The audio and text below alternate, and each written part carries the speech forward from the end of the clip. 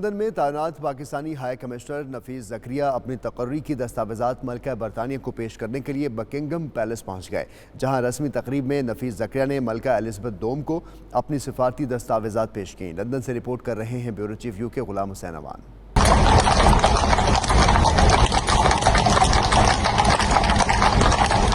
Pakistani high commissioner نفیس زکریا نے باضابطہ طور پر اپنی سفارتی اسناد اور دیگر دستاویزات ملکہ برطانیہ کی خدمت میں پیش کر دیں۔ نفیس زکریا اپنی اہلیہ کے ہمراہ بگی پر سوار ہو کر شاہی محل پہنچے تو ملکہ برطانیہ کے سٹاف نے ان کا گرمجوشی سے استقبال کیا۔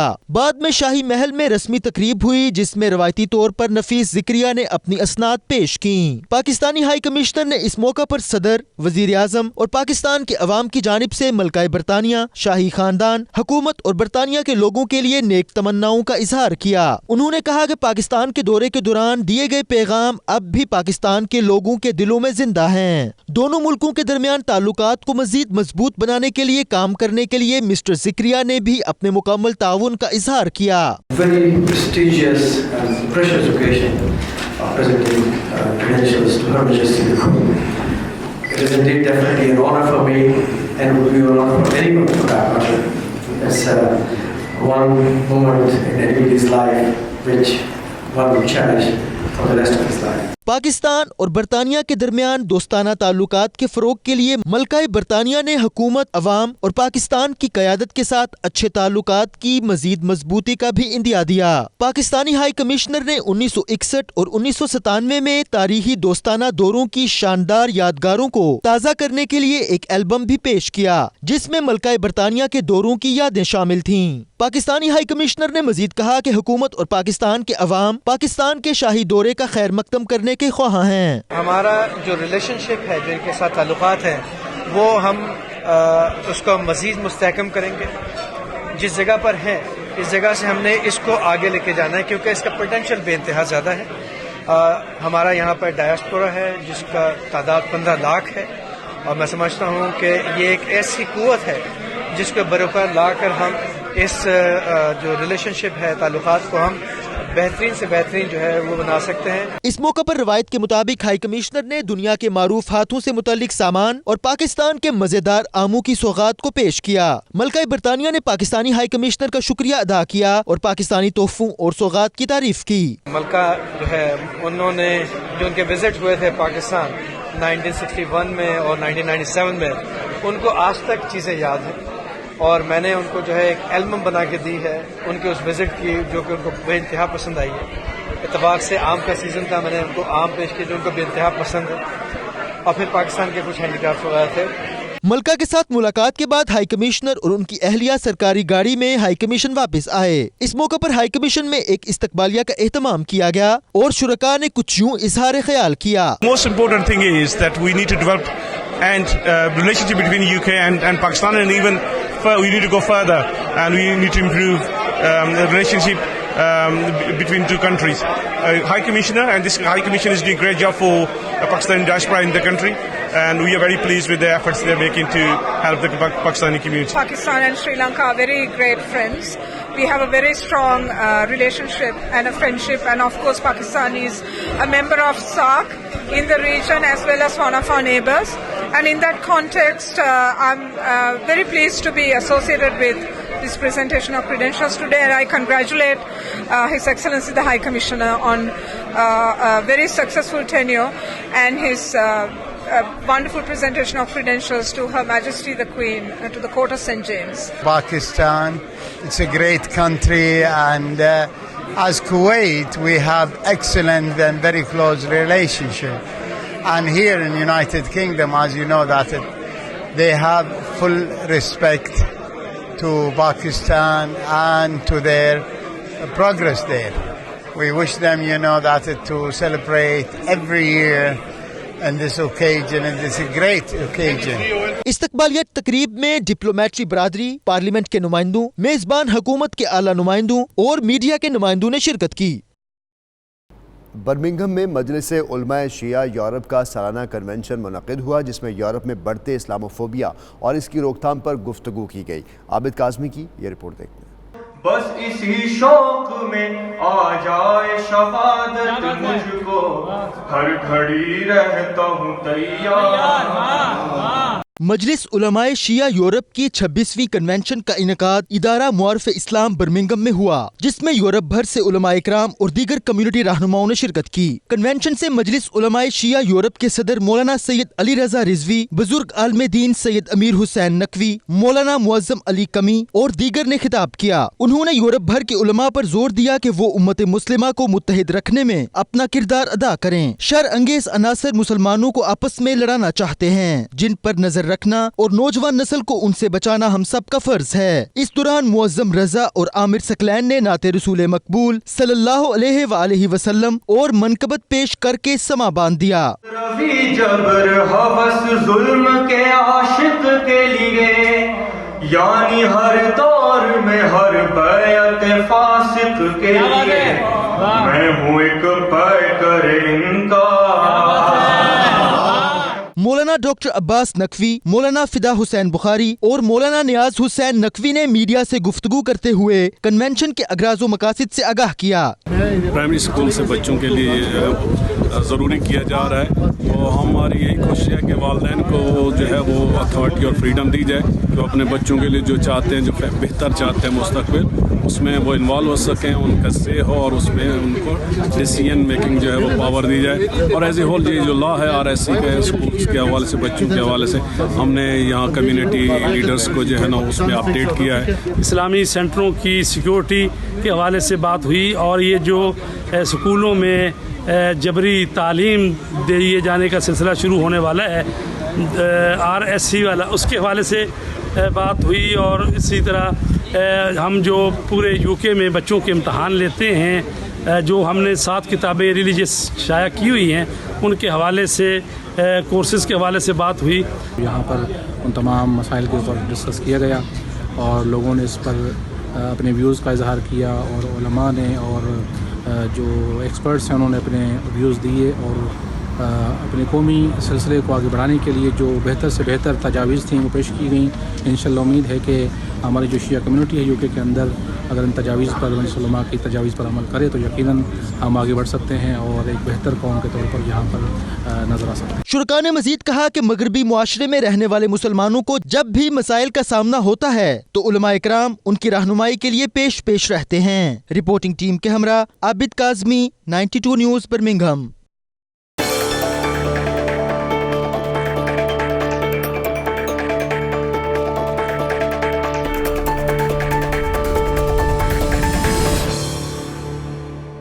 پاکستانی وزیر خارجہ شاہ محمود قریشی کا کہنا ہے کہ پاکستان اور یورپی یونین امن و سلامتی کے حوالے سے باہمی تعاون کو فروغ دیں. شہریوں کی نقل و حمل کے حوالے سے یورپی یونین سے مذاکرات کریں گے. وہ برسلز میں میڈیا سے گفتگو کر رہے تھے. مزید تفصیلات جانتے ہیں ڈاکٹر کامران کی اس رپورٹ میں. پاکستانی وزیر خارجہ شاہ محمود قریشی ان دنوں برسلز کے دورے پر ہیں، جہاں وہ نیٹو حکام سے ملاقاتوں میں مصروف ہیں. شاہ محمود قریشی نے آج یورپی یونین حکام کے ساتھ نئے اسٹریٹجک پلان پر تبادلہ خیال کیا. اس موقع پر پاکستان اور یورپی یونین کے درمیان اسٹریٹجک انگیجمنٹ پلان بھی طے پایا، جس پر دستخط کے بعد شاہ محمود قریشی نے میڈیا سے گفتگو کی.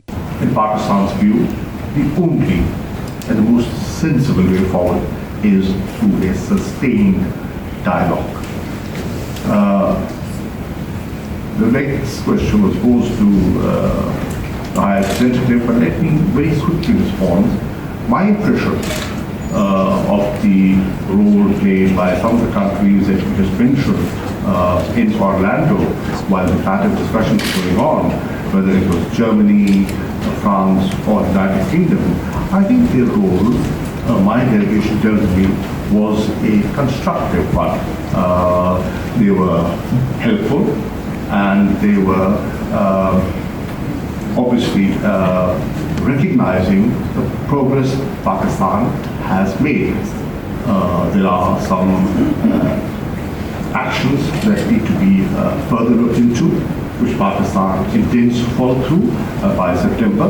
But on the whole, the support from the European Union and some of their key members was constructive and positive. उनका कहना था कि पाकिस्तान यूरोपीय यूनियन और उसके तमाम रुकन ममालिक के साथ अपने ताल्लुकात को बेहद अहमियत देता है। यूरोपीय यूनियन हमारी रवायती हलीफ, तिजारत और सरमायाकारी में पाकिस्तान की बड़ी शराकतदार है। The European Union can only encourage us.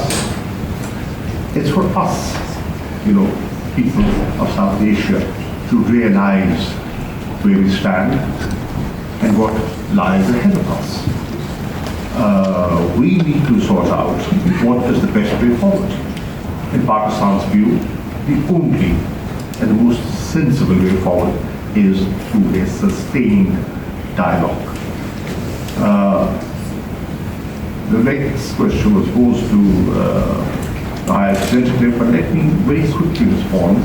My impression of the role played by some of the countries that you just mentioned in Orlando while the pattern discussions were going on, whether it was Germany, France or the United Kingdom, I think their role, my delegation tells me, was a constructive one.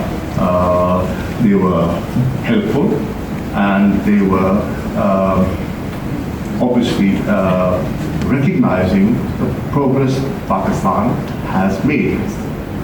There are some actions that need to be further looked into. उन्होंने कहा कि पाकिस्तान और यूरोपीय union री admission agreement के उन्वान से करीबी ताउन पर कारबंद हैं। दोनों अपने शहरियों के वसीतर बाहमी मुफाद में नकल मुकानी और नकलो हरकत के अमूर पर जामे मुज़ाकरात करेंगे। स्पेन में जारी टेक्सटाइल एक्सपो में शिरकत के लिए फैसलाबाद चैम्बर ऑफ कॉमर्स का वफ्द भी बार्सिलोना पहुंच गया है। वफ्द के एजाज़ में पाकिस्तानी कौंसल जनरल इमरान चौधरी ने इशाया दिया। बार्सिलोना में वफ्द की दीगर मसरूफियात के हवाले से देखते हैं शाहिद अहमद शाहिद की ये report. Faisalabad chamber of small traders and small industries का 35 रुकनी वफ्द इंटरनेशनल टेक्सटाइल मशीनरी ईटमा की नुमाइश में शिरकत के लिए आजकल बार्सिलोना में है। ईटमा टेक्सटाइल और गारमेंट्स की दुनिया की सबसे बड़ी नुमाइश है जो हर 4 साल बाद मुनक्किद होती है। आज इस वफ्द ने कौंसलेट में consul general of Pakistan Ali Imran Chaudhary से मुलाकात की। बाद अज़ाम प्रेस के नुमाइंदों से मुलाकात और डिनर का एहतमाम था। मियां जफर और अदनान असलम की सरबराही में वफ्द के अफराद ने प्रेस को बताया कि ईटमा से हमें बहुत कुछ सीखने को मिला है। इस डेलीगेशन ने विजिट करने में सर हमने लर्न ये किया कि पूरी दुनिया वर्ल्ड जो मैन्युफैक्चरिंग कर रही है, कितनी जदीद मशीनें बना रही है, उसमें विविंग सेक्टर कितना अपग्रेड हो चुका है, प्रोसेसिंग कितनी अपग्रेड हो चुकी है, डाइज एंड केमिकल की जदीद सिस्टम्स आ चुके हैं जो रेसिपीज़ खुद से बनाते हैं, डिजिटल प्रिंटिंग का दौर आ चुका है, हाई टेक मशीन्स आ चुकी हैं। अगर हम यहाँ विज़िट नहीं करेंगे तो हमें पता ही नहीं चलेगा कि क्वालिटी इम्प्रूवमेंट कैसे होगी, बायर की डिमांड क्या है। आज दुनिया एक जदीद किस्म की मशीन्स पे काम कर रही है ताकि प्रोडक्शन को बेहतर किया जा सके, टाइम को कम किया जा सके, अपनी जो कॉस्ट ऑफ डूइंग बिजनेस है कम किया जा सके, एक्सपेंस को कम किया जा सके ताकि प्रोडक्शन बढ़े और लेबर्स कम है। ऑटोमेशन का दौर है तो इसमें एक बड़ी खुशाइन बात है कि हमारा हमसाया मुल्क टर्की बहुत ज़्यादा तरक्की कर रहा है। उसने मेटलर्जी में, इंडस्ट्री में, आईटी में और इवन के अब टेक्सटाइल सेक्टर में बहुत सारे उनके स्टॉल थे। और यहीं पे एक अफसोस की बात ये थी या एक परेशानी की बात थी कि पाकिस्तान के इटमा में 2019 की इटमा में 11,000 एग्जीबिटर में एक भी पाकिस्तानी कंपनी नहीं थी जो मैन्युफैक्चरिंग की थी। इस शोबे में जिद्दत और महारत ने जहां हमारे काम को आसान बना दिया है, वहीं मुख्तलिफ शोबों में बचत के तरीक़ाकार को भी वाज़ेह किया है। वफ्द के अरकान हुकूमत और हुकूमती नुमाइंदों से ताउन और सरपरस्ती न मिलने पर शिकवा करते नजर आए। वफ्द ने यूरोप में बसने वालों को इस शोबे में तिजारत का मशवरा और ताउन की पेशकश भी कर डाली। अगर आपने पाकिस्तान की मैशियत में बेहतरी लानी है तो आपको लॉन्ग टर्म पॉलिसी और शॉर्ट टर्म अलग-अलग बनानी होगी, और जो लॉन्ग टर्म होगी उसमें कोई तब्दीली उस वक्त तक के लिए आप नहीं करेंगे जिस वक्त तक के लिए वो पॉलिसी आपने दी है, ताकि जो एक्सपोर्टर हैं, मैन्युफैक्चरर हैं, उन्होंने अपने बिज़नेस को उस पॉलिसी के मुताबिक डिज़ाइन किया होता है। हमारे काम के अंदर इसकी ये फैसिलिटी हो जाती है हमें कि एक नई जगह पे एक ही छत के नीचे आप बहुत सारे अपने वेंडर्स के साथ मुलाकात कर लेते हैं। पाकिस्तान के 300-400 लोग टेक्सटाइल एग्ज़िबिशन में हिस्सा लेने आए। उनका मुझे इस तरह पता चला जब उनके 5 लोगों के पासपोर्ट्स गुम हो गए। मुझे इन्फॉर्मेशन ही नहीं थी कि पाकिस्तान से इतने लोग आ रहे हैं। تو ہم سب کے پارٹ پہ ایک لمحہ فکری ہے کہ ہم نے جب اس ملک کے لیے اکٹھے ہو کے کام کرنا ہے تو ہم سب کو اکٹھے کام کرنا چاہیے، کوآرڈینیشن سے کام کرنا چاہیے.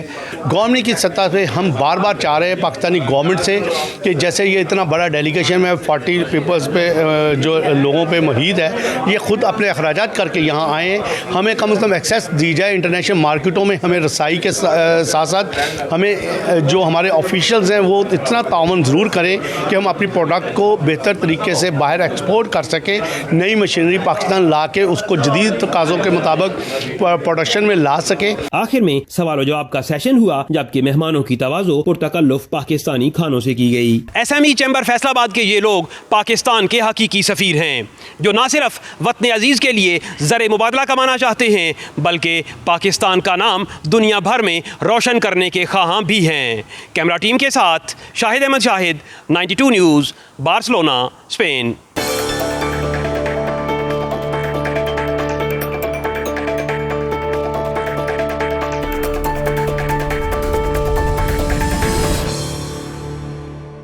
متحدہ عرب امارات میں پاکستانی سفارتخانہ Abu Dhabi, consulate of Pakistan, Pakistan association of Dubai اور پاکستان بزنس کونسل کے اشتراک سے سیمینار کا اہتمام کیا گیا، جس میں federal board of revenue Pakistan کے اعلیٰ سطحی وفد نے شرکاء کو ایمنسٹی اسکیم اور ٹیکس ریفارمز کے حوالے سے بریفنگ کی تھی. سیمینار کا مزید احوال جانتے ہیں سید مدثر خوشنود سے.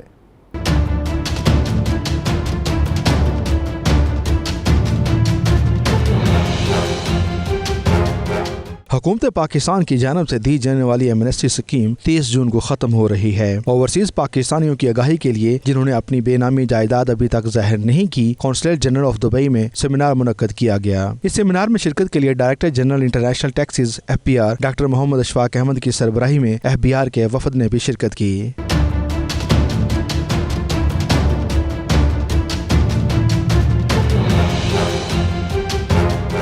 FBR کے وفد نے متحدہ عرب امارات میں مقیم پاکستانی سرمایہ کاروں اور کاروباری حضرات کو ایمنسٹی اسکیم سے فائدہ اٹھانے کے حوالے سے تفصیلات سے آگاہ کیا. ساتھ ہی پاکستان میں اوورسیز پاکستانیوں کے لیے ٹیکسز میں جو اصلاحات کی جا رہی ہیں ان کے حوالے سے بھی بریفنگ دی. Director general international taxes FBR doctor Muhammad Ashfaq Ahmed نے ایمنسٹی اسکیم پر میڈیا سے گفتگو کرتے ہوئے کہا تھا کہ اس اسکیم سے کس طرح پاکستانی سرمایہ کار فائدہ اٹھا سکتے ہیں. ان کا کہنا تھا کہ جو اوورسیز پاکستانی ابھی تک پاکستان کے ٹیکس نیٹ میں نہیں آئے وہ بغیر جرمانہ ادا کیے کس طرح پاکستان کے ٹیکس کے نظام کا حصہ بن سکتے ہیں. ایمنسٹی کے لیے کوئی ٹارگٹس نہیں ہے. We are trying the level best کہ یہ زیادہ سے زیادہ جو پاکستانیز ہیں جن کے ایسے نہیں ہے وہ اس کو اویل کر لیں اور اسی ایفرٹ کے سلسلے میں دیکھیے جو ڈکلیئر نہیں کریں گے ان کے لیے تو کوئی کانفیڈنس نہیں ہے. کانفیڈنس ان لوگوں کے لیے ہے جو ڈکلیئر کر دیں گے. ان کے لیے لا کے اندر ہم نے لکھا ہوا ہے کہ ان کے لیے اور کوئی لائبلٹی نہیں ہے کسی بھی لا کے تحت. دیر از نو فردر ٹیکس آن دیٹ. اس کے علاوہ جو ان کے ڈیکلریشنز ہیں وہ کانفیڈینشیل رکھے جائیں گے اور ان کو پورا تحفظ دیا جائے. ڈاکٹر اشفاق احمد نے شرکاء کو یہ بھی بریف کیا کہ اگر یہ ایمنسٹی اسکیم کامیاب ہو جاتی ہے تو اس سے پاکستان کی معیشت کو غیر معمولی سہارا ملے گا. پاکستان معاشی بحران سے نکل سکتا ہے. جو ایمنسٹی کلیم نہیں کریں گے یہ آخری اپرچونٹی ہے، اس کو اویل نہیں کریں گے اس کے لیے لا وہ take its course from 1 July 2019. We are hoping جی سارے کے سارے پاکستانی جو ہیں جن کے پاس بھی ایسے ایسٹس ہیں جو ڈکلیئر نہیں ہیں وہ ڈکلیئر کریں. پاکستان سے FBR کے وفد کی بریفنگ کے بعد متحدہ عرب امارات میں مقیم پاکستانی سرمایہ کاروں نے اپنے خیالات کا اظہار کرتے ہوئے کہا کہ حکومت پاکستان کی جانب سے دی جانے والی ایمنسٹی اسکیم اور ٹیکس اصلاحات خوش آئند ہیں. انہیں یقین ہے کہ اوورسیز پاکستانی اس اقدام سے بھرپور فائدہ اٹھائیں گے.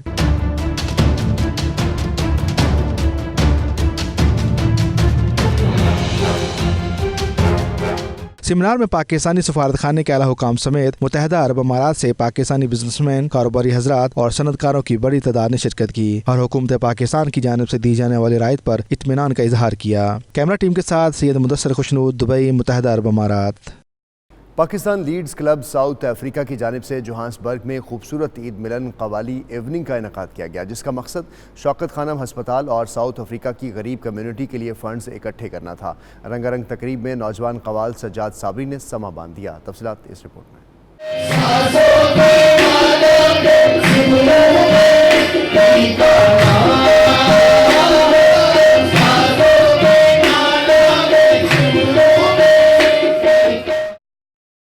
قوالی نائٹ کا انعقاد جوہانسبرگ کنٹری کلب کے خوبصورت ہال میں کیا گیا، جس کے مہمان خصوصی قائم مقام high commissioner of Pakistan Adnan Javed تھے۔ عید ملن قوالی شام کا مقصد پاکستان میں نئے تعمیر ہونے والے شوکت خانم ہسپتال اور جنوبی افریقہ کی مقامی ضرورت مند کمیونٹی کے لیے فنڈ اکٹھا کرنا تھا۔ اس موقع پر سینئر پاکستانی کرکٹرز کے دستخط شدہ بیٹ کو بھی نیلام کیا گیا۔ شرکاء میں گلوکاری کا مقابلہ بھی کرایا گیا۔ اہلیہ کاظمی کے نغمے کو بے حد پسند کیا گیا اور بھرپور داد دی گئی۔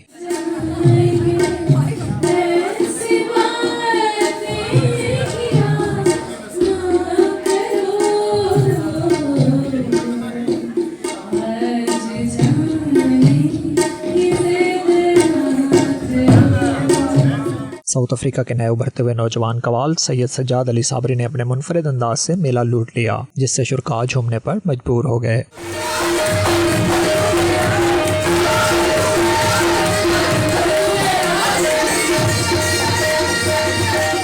معروف پاکستانی گلوکار اعجاز خان اور عامر خان نے بھی اپنے فن کے خوب جوہر دکھائے اور شرکاء کو بے حد محظوظ کیا۔